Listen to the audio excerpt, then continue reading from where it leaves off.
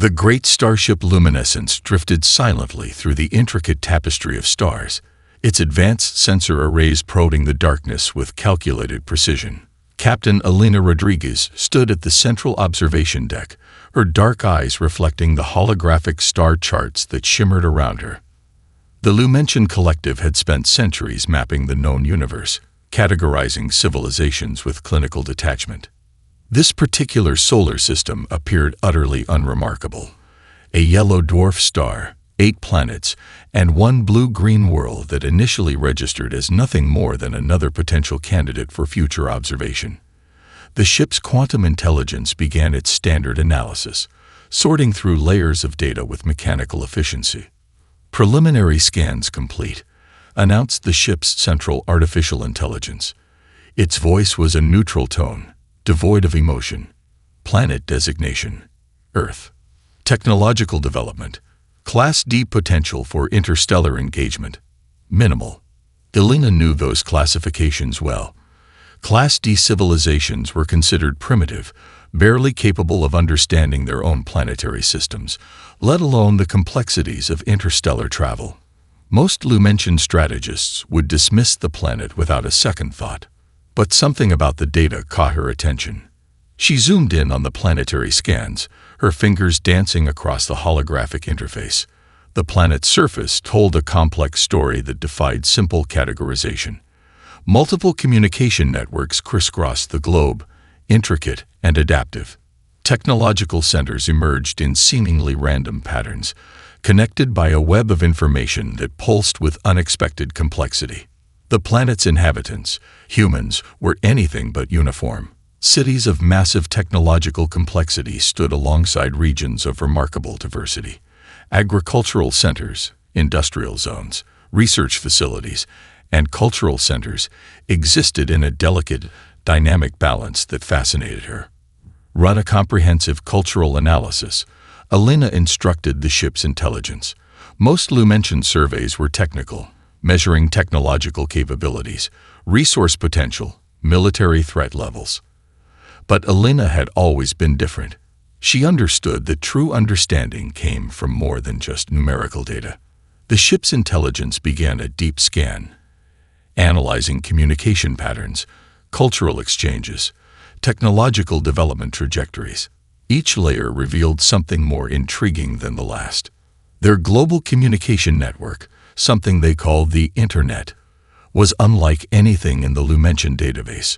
It wasn't a controlled information system, but a chaotic, self-organizing network that seemed to evolve almost organically. Individual humans shared knowledge, challenged existing ideas, and created new concepts at a rate that defied conventional scientific understanding. Most interesting were the planet's research centers.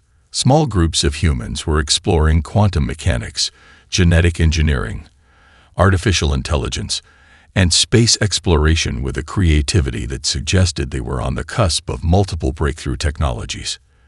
Their scientific approach was messy, unpredictable, but undeniably innovative. Elena noticed something else. The humans displayed a remarkable ability to adapt. Their history was filled with examples of overcoming seemingly insurmountable challenges. Climate changes, global conflicts, technological disruptions. They didn't just survive. They transformed these challenges into opportunities for growth. The ship's intelligence completed its analysis. Recommendation: continued passive observation. No immediate interaction protocol suggested. But Elena knew something the ship's intelligence could not comprehend. This was not just another developing civilization. This was something different. She remembered the ancient Lumention teachings about first contact. A civilization is not measured by its current technology, but by its potential for growth and adaptation. Those words, spoken by her mentor centuries ago, resonated more strongly now than ever before. The holographic displays continued to dance with information. Satellite networks, research stations, communication grids, each element told a story of a species on the verge of something extraordinary. They were not just developing, they were preparing. For what, Elena could not yet determine. As the luminescence continued its silent observation, Alina made a decision that would challenge everything her civilization understood about first contact. She would recommend a more detailed study of this small blue planet. Little did she know that this moment of curiosity would mark the beginning of an encounter that would reshape galactic understanding forever. The humans of Earth continued their daily lives, unaware that thousands of light years away, a single captain was about to change the course of their entire species' future. The first wave of Lumention ships emerged from hyperspace with crystalline precision, their translucent hulls refracting starlight in mesmerizing patterns of blues and silvers. Commander Zoral, lead strategist of the collective's invasion force, watched the tactical displays with cold calculation. Earth's defense systems appeared primitive, a collection of metal constructions orbiting the planet, primitive weapons that would barely register as a challenge. Initiating first phase neutralization, Zoral announced to his bridge crew. The standard protocol for planetary subjugation was straightforward. Disable communication networks, neutralize military installations, establish total control within 6 standard galactic cycles. What happened next would forever change their understanding of warfare. The first missile strikes targeted key global communication centers. Advanced Lumention weapons could slice through electronic systems, creating cascading failures that should have left entire continents dark and silent. But instead of total collapse, something extraordinary occurred. In Los Angeles, a group of network engineers worked frantically in an underground facility. When the first wave of electronic warfare hit, they didn't panic. Instead, they activated a series of meticulously prepared backup systems. Communication routes shifted, rerouted, transformed. What should have been a complete shutdown became a fluid, adaptive network that continued to function. Similar scenes played out across the planet.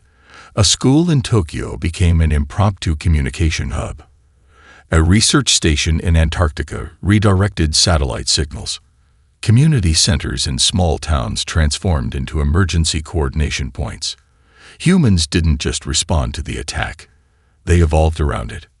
Military bases showed similar resilience. Instead of centralized commands that could be easily disabled, military units operated with unprecedented autonomy. Each base, each unit became a potential command center.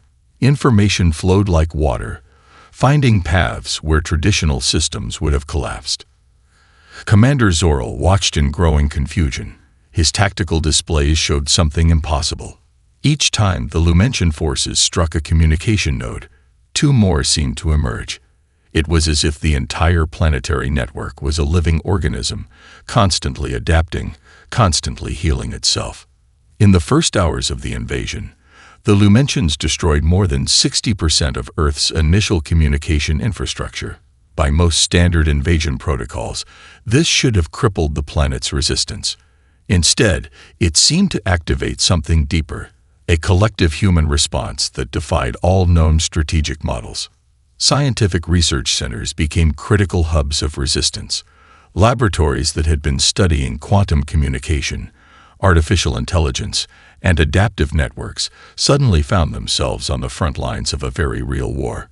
Researchers who had been working on theoretical models of network resilience now applied those theories in real time. Dr. Catherine Chen, leading a team at a hidden research facility in the Rocky Mountains, recognized the pattern of the alien attack almost immediately. "They're treating our networks like a traditional hierarchical system," she told her colleagues. "But we've been building something different, a distributed, adaptive network that can survive almost anything." Her team began developing countermeasures that went beyond traditional electronic warfare. They created adaptive algorithms that could predict and redirect alien communication disruption attempts. Each attack became an opportunity to learn, to understand the alien technology better. Military leaders around the world began to coordinate through unexpected channels. Social media platforms, gaming networks, scientific communication systems, all became potential military communication routes. The invasion had activated a level of human cooperation that transcended national boundaries. In orbit, the first physical confrontations began. Earth's existing satellite and space defense systems were woefully outmatched by Lumention technology. But human ingenuity found unexpected solutions. Communication satellites were repurposed as makeshift defensive platforms. Old scientific research probes became electronic warfare tools. Commander Zorl's frustration grew with each passing hour. The invasion was not following any known pattern of planetary conquest. Where were the traditional points of leadership? How could a species without a centralized command structure mount such an adaptive response? What the Lumentians didn't understand was the true nature of human potential. This was not just a military response. This was a planetary immune system coming to life, with every individual playing a potential role in resistance. As the first day of invasion concluded, the Lumentian forces had achieved their initial tactical objectives. But they had fundamentally misunderstood something critical about the planet they sought to conquer. Earth was not just fighting back.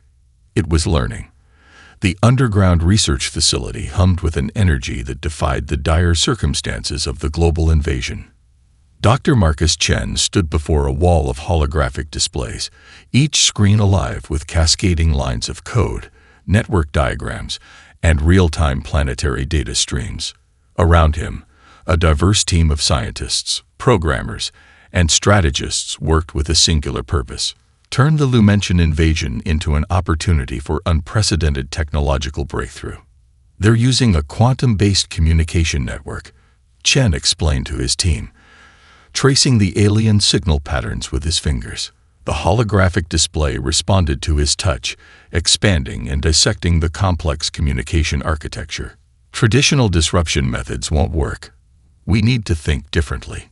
Different was something humans excelled at. In the facility's main laboratory, teams from disciplines that would never have collaborated before the invasion now worked in perfect synchronization. A marine biologist discussed signal propagation with a quantum physicist. A high school coding prodigy shared insights with a retired telecommunications engineer. The invasion had broken down every conventional barrier of scientific collaboration. The first breakthrough came from an unexpected source. Dr. Elena Volkov, a researcher specializing in adaptive algorithms, discovered a fundamental weakness in the Lumentian communication network. Their quantum communication system, while advanced, relied on a rigid hierarchical structure. Humans, by contrast, understood networks as living, breathing entities that could adapt, reshape, and survive. It's like an ecosystem, Volkov explained, her fingers dancing across a complex simulation. Their network is a carefully managed forest. Ours is a rainforest, chaotic, diverse, but ultimately more resilient. Meanwhile, military and civilian communication networks were transforming. What the Lumentians saw as a weakness, the decentralized nature of human communication, became their greatest strength. Every smartphone, every computer, every communication device became a potential node of resistance. In Tokyo, a group of young programmers developed an adaptive algorithm that could predict and redirect alien communication attacks. Their code spread across global networks like a digital immune system, learning and adapting with each encounter. What would have taken conventional military research teams months was accomplished in days through collaborative online efforts. The resistance wasn't just technological. Global populations began to coordinate in ways that defied traditional military strategy. Social media platforms became intelligence-gathering networks. Online gaming communities developed communication codes that the Lumentian systems couldn't decode. Community networks shared survival strategies, technological insights, and emergency coordination methods. Dr. Chen's team discovered something profound about the alien technology. The Lumentian communication network assumed predictability. It operated on mathematical models of probability that worked perfectly in their highly structured society. But human communication was different, unpredictable, creative, filled with nuance and unexpected connections. We're not trying to match their technology, Chen told a global conference of researchers broadcasting from secure, distributed locations. We're creating something entirely new. They're playing chess. We're playing an entirely different game. Small strike teams began to emerge, equipped with rapidly developed technologies that seemed to defy conventional understanding. A group of former drone operators worked with software developers to create autonomous communication disruption units. These were not traditional weapons, but sophisticated digital entities that could adapt, learn, and redirect alien communication attempts. In Australia, a team of indigenous network specialists combined traditional communication methods with cutting-edge technology. They understood something fundamental about communication that transcended digital networks: the power of adaptive, context-aware information exchange. The Lumentian invasion force began to experience something they had never encountered before. Their communication networks, once considered impenetrable, started to develop inexplicable vulnerabilities. Signals would mysteriously redirect. Critical information would become garbled or completely unavailable. What the aliens didn't understand was that humans were doing more than fighting. They were learning, evolving, transforming the very nature of the conflict with each passing moment. Commander Zoril of the Lumentian invasion force watched his tactical displays with increasing confusion. The human response defied every known model of planetary conquest. Their networks shouldn't be functioning. Their communication systems should have collapsed hours ago. But humans had never been good at following expected patterns. As the third day of invasion concluded, the Lumentian forces had achieved many of their initial tactical objectives, but they had fundamentally misunderstood something critical about the planet they sought to conquer. Earth was not just resisting. It was reimagining the very concept of resistance. Deep within the Lumentian command ship, senior strategist Krell studied the increasingly bizarre data streams from the Earth invasion. Something fundamental was breaking down in their understanding of planetary conquest, and that something was deeply rooted in the psychological landscape of human civilization. The Lumentian collective had perfected a form of collective consciousness that valued pure logical calculation above all else. Emotions were considered inefficient. Individual variation was seen as a weakness to be eliminated. Their entire societal structure was built on predictive models, mathematical probabilities, and controlled information flow. Humans, by contrast, were a symphony of contradictions.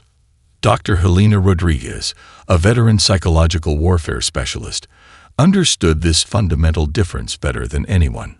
She had assembled a unique team of researchers, psychologists, linguists, and cultural experts who were doing something unprecedented, mapping the psychological vulnerabilities of an alien invasion force. "They're trying to understand us through a computational model," she explained to her team in a secure underground facility. "But we're not a system to be solved. We're a living, breathing ecosystem of ideas, emotions, and unexpected potential." The team began developing communication strategies that went far beyond traditional military psychological operations. They studied the Lumentian communication intercepted during the invasion, looking for patterns that went beyond technological signatures. What they discovered was remarkable. The Lumentian communication network operated on a principle of absolute certainty.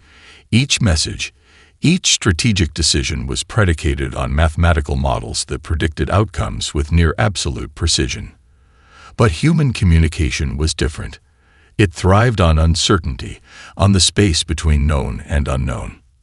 In practice, this meant the human resistance could operate in ways that completely defied Lumentian strategic models. A military unit might receive orders, then make a decision that went entirely against those orders based on local conditions. An individual might sacrifice themselves for a cause that had no immediate logical benefit. Entire populations could mobilize around ideas that seemed, from a computational perspective, completely irrational. Commander Krell's analysis team began to experience something they had never encountered before: genuine confusion. Their predictive models started to fail. Each human response was not just unexpected, it was fundamentally unreadable. Where the Lumentian invasion expected a hierarchical response, they found a distributed network of resistance that seemed to have no central command, no single point of failure. Cultural centers became unexpected resistance points. Art museums transformed into communication hubs. Universities became centers of technological innovation. Even children's schools developed communication networks that could transmit critical information. The psychological warfare team, led by Dr. Rodriguez, developed something truly innovative. They began to broadcast messages that were not just informational, but emotional. Stories of individual human experiences, narratives that highlighted human resilience, creativity, and unexpected kindness. These broadcasts did something extraordinary. They began to create uncertainty within the Lumention invasion force. For the first time, the collective consciousness experienced something akin to emotional disruption. The stories revealed a species that could not be reduced to mathematical models, a civilization that found strength in its diversity, its ability to adapt, its capacity for both incredible destruction and profound compassion. Small acts of resistance began to accumulate. A group of musicians in Rio de Janeiro created encrypted communication networks through their musical performances. A community in rural India developed a communication system using traditional storytelling techniques that completely bypassed electronic detection. The Lumention strategists found themselves confronting a fundamental philosophical challenge. How do you conquer a species that doesn't follow any known rules of engagement? A civilization that could transform a global invasion into an opportunity for collective growth and understanding.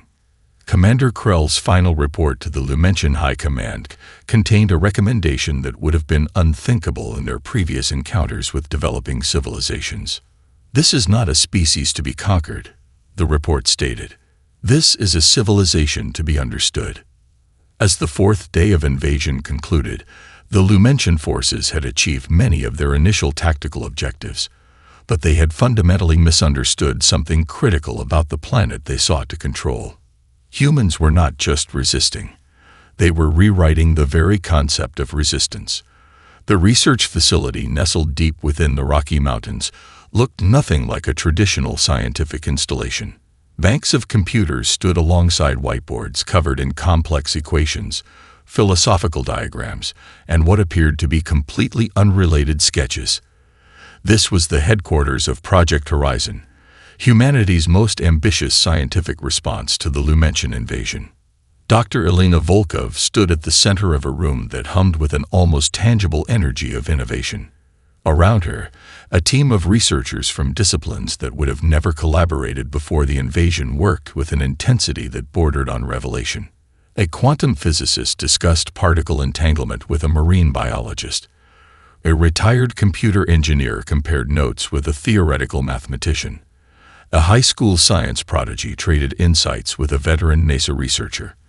The invasion had dissolved every traditional boundary of scientific research. "We're not just developing a weapon," Volkov explained to her team. "We're creating an entirely new understanding of energy manipulation." The breakthrough came from an unexpected intersection of disciplines.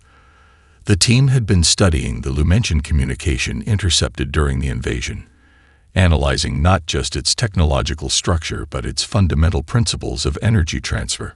What they discovered was far more than a potential defensive technology. It was a new understanding of physics itself. Traditional human energy technologies worked on principles of conversion and transfer. The Lumention technology operated on a fundamentally different level, manipulating quantum states in ways that seemed to defy conventional understanding. But where the Lumentions sought a rigid system, the human team saw a flexible opportunity. Dr. Marcus Chen, leading the computational analysis, discovered something extraordinary.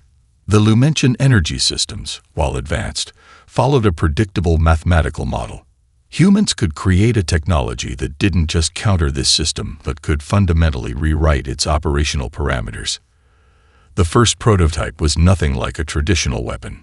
It looked more like an intricate piece of scientific artwork, a complex array of molecular-level circuits, quantum entanglement modulators, and adaptive energy conduits. Where traditional human technology would have been linear, this was fractal. Where previous designs would have been rigid, this was fluid. Early tests produced results that defied conventional scientific understanding. The device could not just redirect energy, but could fundamentally alter its quantum state. It could transform communication signals, disrupt energy networks, and create adaptive protective fields that changed faster than any tracking system could predict. But the true breakthrough was not just technological. It was philosophical. The team realized they were doing something more than developing a defensive technology. They were challenging the fundamental assumptions about energy, communication, and interaction between different technological systems. A breakthrough came from an unexpected source. A team member's teenage daughter, studying advanced mathematics as a hobby, suggested an approach to quantum signal manipulation that the professional researchers had overlooked. It was a perfect example of the human capacity for unexpected innovation. The Lumentian invasion had done something remarkable. It had created a global collaborative environment where the traditional hierarchies of scientific research had completely dissolved. Universities shared research in real time. Independent researchers worked alongside government scientific teams. The entire planet had become a single, interconnected research laboratory. Commander Zorel of the Lumentian Invasion Force continued to receive increasingly bizarre reports from his scientific analysis team. The human technological response defied every known model of technological development. They were not just defending, they were transforming the very nature of technological interaction. The prototype device underwent its most critical test. In a secured laboratory deep underground, Dr. Volkov and her team activated the system. The room filled with a soft, almost musical hum of quantum interactions. Holographic displays showed energy patterns that seemed to dance, to breathe, to live. What the Lumentians didn't understand was that humans saw technology not as a fixed system, but as a living, evolving entity. Each technological breakthrough was not an endpoint, but a beginning. As the fifth day of invasion concluded, the Lumentian forces had achieved many of their initial tactical objectives, but they had fundamentally misunderstood something critical about the planet they sought to conquer. Humans were not just responding to technology. They were reimagining its very essence. The global command center looked nothing like traditional military installations. Screens filled with real-time data from every corner of the planet, showing a network of resistance that defied conventional military strategy. Commander Elena Rodriguez studied the holographic displays, understanding that this was not a traditional war. It was a planetary immune response. Around her, a team of strategists represented a cross-section of human potential. A retired game theorist stood next to a social media analyst. A climate change researcher discussed tactical approaches with a former wilderness survival instructor. A teenage coding prodigy shared insights with a veteran special forces operator. The Lumentian invasion had done something unprecedented. It had unified humanity in a way no previous global challenge had managed. The counteroffensive would not be a traditional military campaign. It was a multidimensional approach that combined technological innovation, psychological warfare, and a fundamental reimagining of conflict resolution. Dr. Marcus Chen's team had developed a series of adaptive communication disruptors that could transform the very nature of the Lumentian invasion. These were not weapons in the traditional sense, but sophisticated digital entities that could learn, adapt, and redirect alien communication attempts. In orbit, modified scientific research probes became makeshift defensive platforms. Old communication satellites were repurposed into complex electronic warfare tools.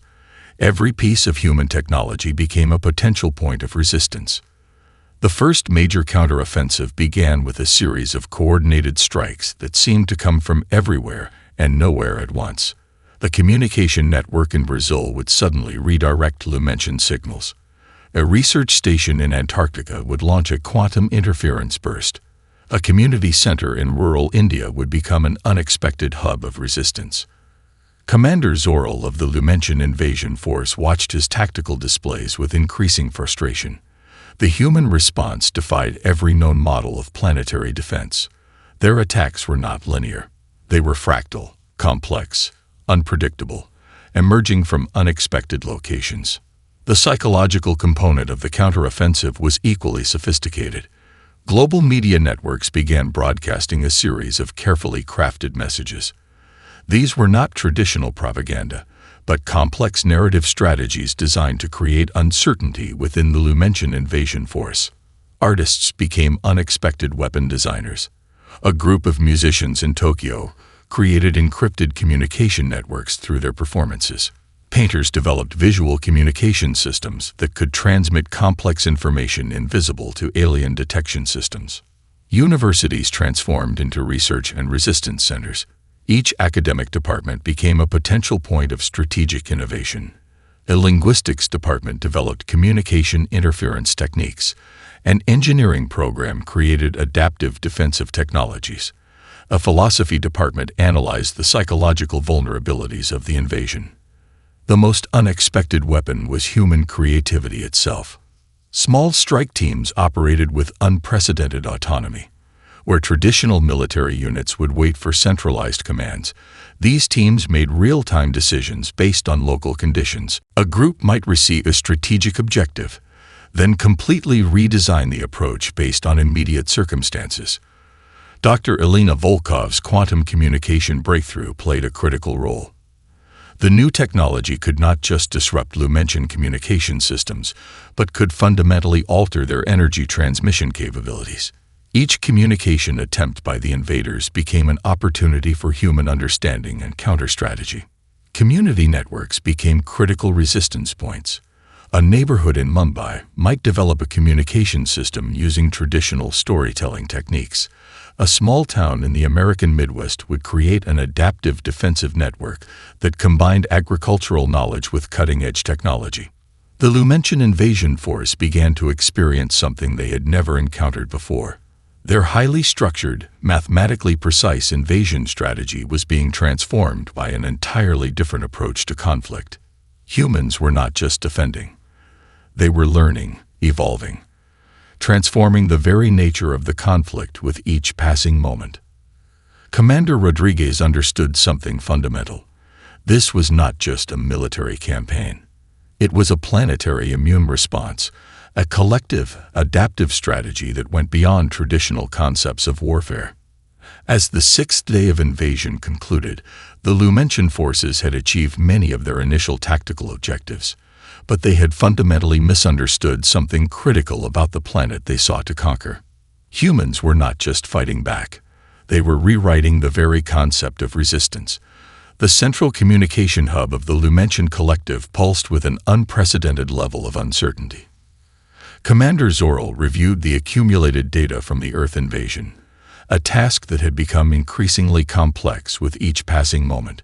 What had begun as a standard planetary subjugation mission had transformed into something entirely unrecognizable. Lumentian society had perfected the art of collective thinking over millennia. Their civilization operated on principles of absolute logical consistency, where individual variation was seen as a fundamental weakness. Emotions were considered computational inefficiencies to be eliminated. Unpredictability was a flaw to be corrected. But the humans had challenged every single one of these fundamental beliefs. The data streams told a story that defied all existing analytical models. Where the Lumentian invasion expected a hierarchical collapse, they found a network of resistance that seemed to grow stronger with each attempt to suppress it. Communication channels that should have been easily disrupted instead became more complex, more adaptive. Senior analyst Krell began to compile a report that would fundamentally challenge everything the collective understood about planetary conquest. Each section revealed another layer of human complexity that their computational models could not comprehend. The first critical observation was the human's capacity for collaborative innovation. Traditional Lumentian strategy assumed that a civilization under attack would become more rigid, more centralized. Instead, the humans did the opposite. They became more distributed, more creative, more interconnected. Scientific research centers around the planet had transformed the invasion into an unprecedented opportunity for technological breakthrough. Universities that should have been paralyzed were instead producing adaptive technologies at an impossible rate. Every attack became an opportunity for learning, for evolution. Cultural centers became unexpected points of resistance. Museums shared encrypted communication networks. Art became a form of psychological warfare. Music transformed into a method of coordinating resistance. The humans were fighting with every aspect of their civilization, not just with traditional military technologies. The psychological profile that emerged was completely unprecedented. Individual humans would make decisions that seemed to defy all logical self-preservation instincts. They would sacrifice themselves for abstract concepts like freedom, hope, or collective survival. These were not computational decisions. They were something else entirely. Most perplexing was the human's relationship with uncertainty. Lumention's strategy relied on predictive models that assumed a level of absolute certainty. Humans, by contrast, seemed to thrive in uncertainty. They saw chaos not as a threat, but as an opportunity for innovation. Communication intercepts revealed something even more challenging. The humans were not just resisting the invasion. They were actively trying to understand the Lumention civilization. Every captured communication technology became a chance for deeper comprehension, for potential communication. A breakthrough came from an unexpected source. A captured human research document suggested that the invasion might be an opportunity for mutual understanding, rather than a conflict to be won. The document spoke of cultural exchange, of learning, of finding common ground, concepts that were completely alien to Lumention strategic thinking. The collective consciousness of the Lumention invasion force began to experience something unprecedented: doubt. Their most advanced predictive models began to fail. Each human response was not just unexpected, it was fundamentally unreadable. Where they expected resistance, they found creativity. Where they anticipated collapse, they found growth. Commander Zorl's final analysis contained a recommendation that would have been unthinkable in any previous Lumention encounter. The invasion was no longer about conquest. It had become an opportunity for understanding. The humans had done something remarkable. They had transformed a potential extinction-level event into a moment of potential mutual discovery. Cultural archives were reopened. Communication protocols were re-examined. The very foundations of Lumention strategic thinking began to shift. As the seventh day of invasion concluded, the Lumention forces had achieved many of their initial tactical objectives. But they had fundamentally misunderstood something critical about the planet they sought to conquer. Humans were not just a species to be studied. They were a civilization that could fundamentally transform the understanding of what intelligent life could be. The final confrontation was not a battle, but a conversation. Deep within the secured diplomatic chambers of the newly established Interstellar Dialogue Center, representatives from Earth and the Lumention Collective gathered. The room was a testament to the unexpected journey that had brought two fundamentally different civilizations to this moment. Commander Elena Rodriguez stood alongside Dr. Marcus Chen, representing humanity's most diverse and adaptable qualities. Across from them, senior strategist Krell and lead analyst Zorl represented the Lumention Collective, their rigid structures now softened by the unexpected encounter with human complexity. The invasion had transformed into something neither civilization could have predicted. What began as a potential extinction event had become an unprecedented opportunity for mutual understanding. Dr. Chen presented the first breakthrough. A comprehensive analysis of the invasion revealed that human resistance was not just a defensive strategy, but a complex adaptive system that challenged fundamental understanding of intelligence, communication, and civilization. "We're not just a species," Chen explained, his presentation filled with intricate diagrams showing human networks. "We're a living, breathing ecosystem of ideas, emotions, and potential." The Lumention representatives studied the presentation with a newfound sense of curiosity. Gone was the clinical detachment of their previous encounters. They saw something they had never encountered before, a civilization that found strength in its diversity, its ability to adapt, and its capacity for both profound destruction and incredible compassion. The diplomatic discussions revealed the true depth of the transformation. The Lumention Collective had approached Earth with the assumption of technological and strategic superiority. Instead, they found a civilization that defied every known model of intelligent life. Humanity's response to the invasion had been unprecedented. Universities became research centers. Community networks transformed into adaptive defense systems. Artists became unexpected technological innovators. Every aspect of human civilization had become a point of resistance and potential. Most critically, humans had not just defended themselves. They had sought to understand the invaders.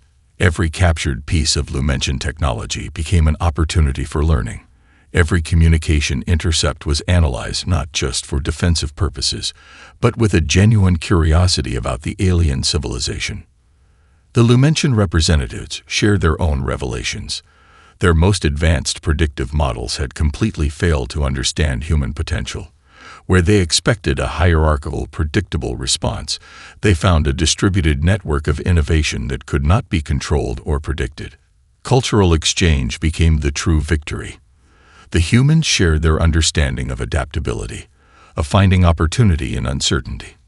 The Lumentians revealed insights into collective consciousness that challenged human understanding of individual and group dynamics. A comprehensive agreement began to take shape. It was not a traditional treaty, but a framework for mutual exploration and understanding. The Lumentian collective would share advanced technological insights. Humanity would provide perspectives on adaptive innovation, cultural diversity, and the power of individual creativity. Dr. Chen's team had developed technologies during the invasion that now promised to revolutionize understanding of quantum communication, energy transfer, and interstellar navigation. The Lumentians, in turn, offered insights into collective intelligence that could transform human understanding of social and technological systems. The most profound moment came unexpectedly. A young researcher from a small community in Brazil presented a proposal that captured the essence of the encounter. It was a collaborative research initiative that combined Lumentian collective intelligence with human creative problem-solving. Commander Rodriguez understood something fundamental. This was not just a resolution to a conflict. It was the beginning of a new understanding of what intelligent life could be. The diplomatic chambers reflected a new reality. Where traditional negotiation tables would have been rigid and formal, this space was dynamic, filled with holographic displays, collaborative research platforms, and representatives who had learned to see beyond their initial perspectives. As the final agreements were drafted, both civilizations recognized that the true victory was not in military superiority, but in the capacity to understand, to learn, and to grow. Humanity had not just survived an invasion. They had transformed a potential extinction event into an opportunity for unprecedented galactic cooperation. The stars outside seemed to shimmer with possibility. What had begun as a moment of potential destruction had become a new chapter in the understanding of intelligent life. Humans were not just a species to be studied. They were a civilization that could fundamentally transform the very concept of potential.